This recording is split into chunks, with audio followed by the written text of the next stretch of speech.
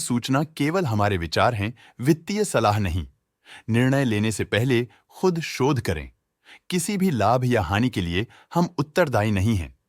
Bajaj finance ने अपनी नई शेयर होल्डिंग रिपोर्ट्स रिलीज की हैं, जो फाइनेंशियल ईयर के क्वार्टर और पहले हाफ को कवर करता है, जो सितंबर 2024 के 30 तक चलता है। ये रिपोर्ट कंपनी के शेयर्स की डिटेल्ड जानकारी देता है, जिसमें promoters, promoter groups, foreign investors, public investors और सरकारी एंटिटीज शामिल हैं। पब्लिक हेल्थ शेयर्स का परसेंटेज 2024 के जून में 9.82% से 2024 के सितंबर में 9.35% तक डिक्रीज हो गया। इस डिक्रीज से साफ है कि इस टाइम पीरियड में कंपनी में पब्लिक का हिस्सा डिक्रीज हुआ है। DII डोमेस्टिक इंस्टीट्यूशनल इन्वेस्टर्स ने अपना शेयर होल्डिंग जून 2024 में 14.31% से सितंबर 2024 में 15.09% तक इंक्रीज किया। ये बताता है कि डोमेस्टिक इंस्टीट्यूशंस ने कंपनी में अपना इंटरेस्ट 0.78% तक इंक्रीज किया है। फॉरेन इंस्टीट्यूशनल इन्वेस्टर्स के शेयर होल्डिंग में थोड़ा डिक्रीज आया 2024 के जून से 2024 के सितंबर में, जो दिखाता है कि फॉरेन इंस्टीट्यूशंस ने अपने स्टेक को क्वार्टर टू क्वार्टर -0.28 से डिक्रीज किया है,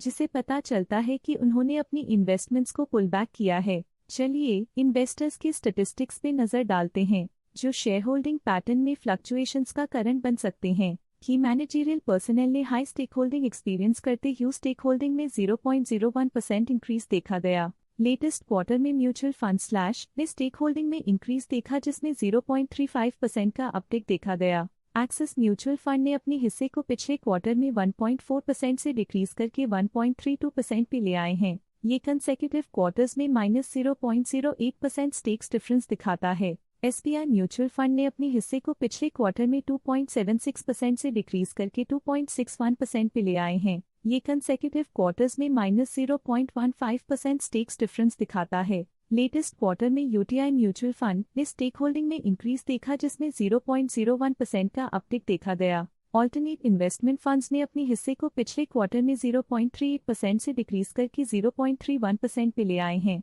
ये कंसेक्यूटिव क्वार्टर्स में -0.07% स्टेक्स डिफरेंस दिखाता है। बैंक्स ने अपने हिस्से को पिछले क्वार्टर में 0.01% से डिक्रीज करके 0% पे ले आए हैं। ये कंसेक्यूटिव क्वार्टर्स में -0.01% स्टेक्स डिफरेंस दिखाता है। लेटेस्ट क्वार्टर में इंश्योरेंस कंपनीज ने स्टेक होल्डिंग में इंक्रीज देखा, जिसमें 0.47% का अपटिक देखा गया। लेटेस्ट क्वार्टर में life insurance corporation of India ने स्टेक होल्डिंग में इंक्रीज देखा, जिसमें 0.56% का अपटिक देखा गया। लेटेस्ट क्वार्टर में provident fund slash pension funds ने स्टेक होल्डिंग में इंक्रीज देखा, जिसमें 0.04% का अपटिक देखा गया। Invesco India PSU equity fund current quarter में 1.8% शेयर्स के साथ कंपनी में एंटर किया, जबकि प्रीवियस क्वार्टर में उनके पास 0% shares the Kotak equity opportunities fund current quarter में 4.76% शेयर्स के साथ कंपनी में एंटर किया, जबकि प्रीवियस क्वार्टर में उनके पास 0% shares the HDFC mutual fund HDFC S&P BSE 500 ETF current quarter में 5.79% शेयर्स के साथ कंपनी में एंटर किया, जबकि प्रीवियस क्वार्टर में उनके पास 0% shares the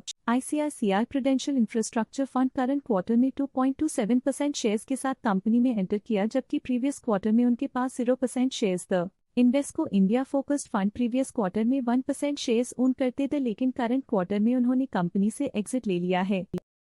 stock latest news update के लिए चैनल को सब्सक्राइब करें और वीडियो को लाइक एंड शेयर करें।